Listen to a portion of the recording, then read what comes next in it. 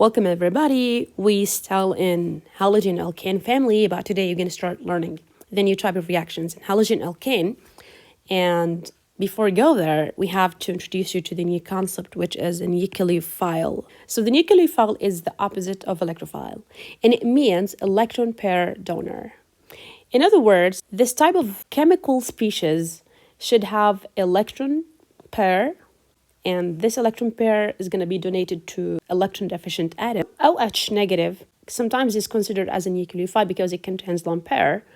For example, like NH3, we can consider it as a nucleophile since it contains a lone pair in this case, and this lone pair is going to be reacted with other materials that are electron deficient, and CN negative, which works as a nucleophile because it contains a lone pair. In this case, we're going to study the nucleophilic substitution of halogen alkane, in which we have a nucleophile that will attack the halogen alkane. The nucleophiles that we're going to study are hydroxide, ammonia, and cyanide. So how can I describe this lesson? How can I explain it well? Before we start, we have to introduce you the concept of a nucleophilic substitution of halogen alkane. So we're going to deal with halogen alkane family, and a nucleophile is going to be added to the halogen alkanes, and we're going to have a substitution reaction. So which of these group will be substituted?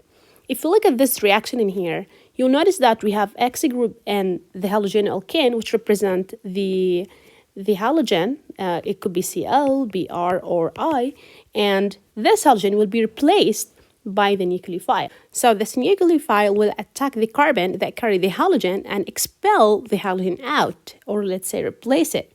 So we're going to have a new compound that has a nucleophile bonded with and the halogen. So let's start studying each reaction apart.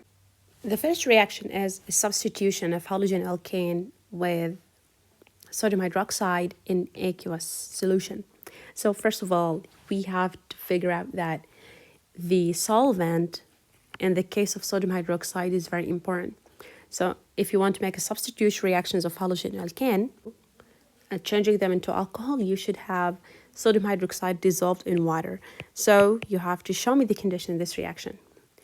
Generally, in this reaction, we're going to change the halogen alkane, which is a bromoethane, into ethanol. And we can see that the Br in halogen alkane is replaced by OH group, which is hydroxyl.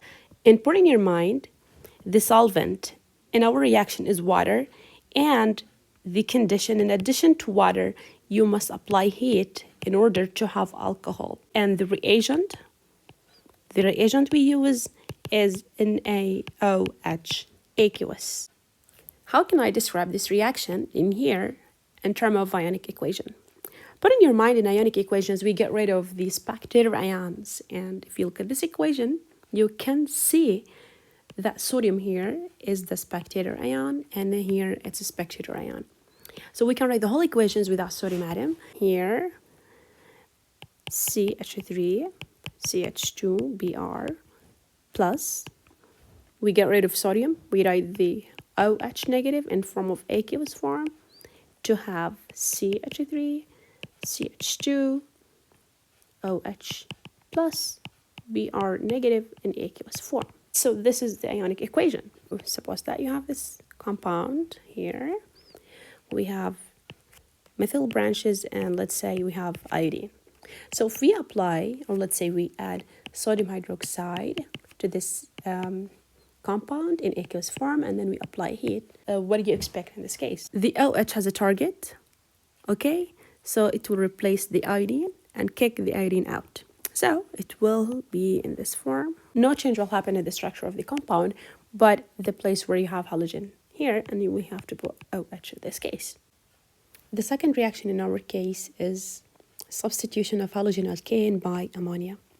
So we have halogen alkane. In this case, this is a chloroethane. It will react with ammonia. And as a result of reacting with ammonia, ammonia will replace the chlorine atom and kicks the chlorine atom out. So the product will be in this form.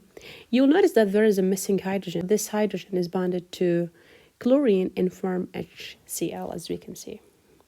There is no need to know about the mechanism in this case. You have to understand, or let's say you have to put in your mind what are the conditions needed for this reaction, NH3, which is ammonia, and it must be dissolved in ethanol as a solvent. And sometimes you can find it in the past paper questions in terms of ethanolic ammonia.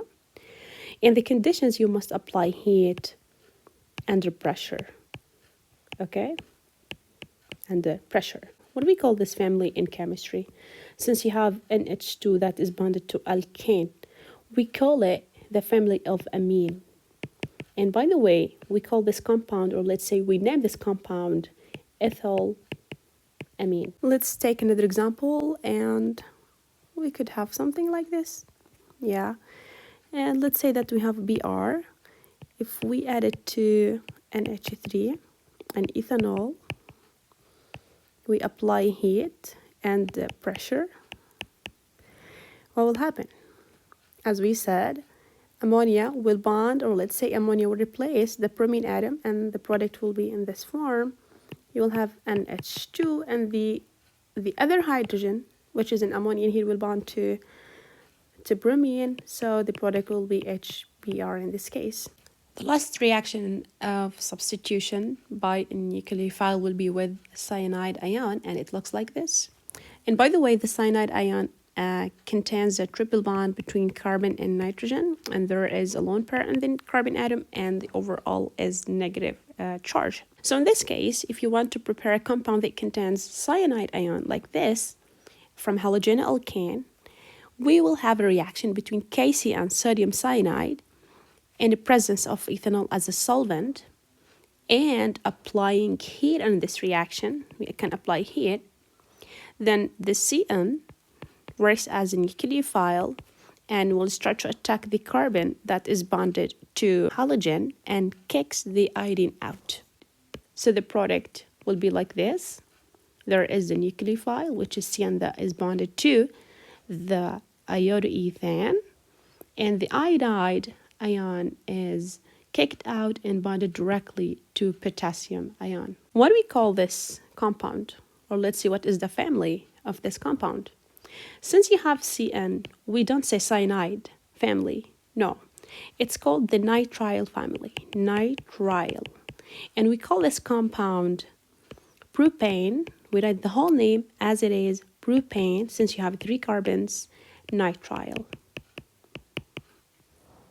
Okay, and put in your mind, if we look at this compound, we started with a compound that contains 2 carbon atoms, and we have iodoethane, right? But now we have 3 carbons. So if you want to increase the number of carbons, probably you're going to use this type of reactions in which you're using Cn or cyanide ion in this case. And you have to put in your mind another good question, that the way of bonding, the bonding takes place in the side of carbon, not in the side of nitrogen, as a lot of people think. Let's take another example. I just want to use it in terms of a skeletal formula, as we can see, because I like it. And suppose that you have Cl, we add KCN, which is the reagent that is dissolved in ethanol, which is a condition, and then we apply heat. The Cn will replace the chlorine atom. The compound will be in this form. You'll have Cn here. You can draw it in this form, and you can put something like this. So this is the skeletal formula of writing a triple bonding, and then we add KCl. By the way, we can, let's say, in terms of memorizing the substitution reactions of halogen alkane easier, we wrote the 3 reactions. With the first reaction between sodium hydroxide and aqueous in the presence of heat leads to produce alcohol. If this halogen reacts with KCN in presence of ethanol as a solvent and applying heat, the product will be nitrile, and we're increasing the number of carbon atom here. And if you want to form amine, you have to make a reaction between ammonia that is dissolved in ethanol, in addition to applying a pressure and heat. So put in your mind, why did we add, or let's see, why do we have a pressure in ammonia, since ammonia is a gas. So once it's bubbled in ethanol, you need to compress it in order to initiate the reaction.